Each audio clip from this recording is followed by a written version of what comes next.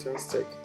So I'm very honored and privileged to be invited by Corona to speak at this lecture.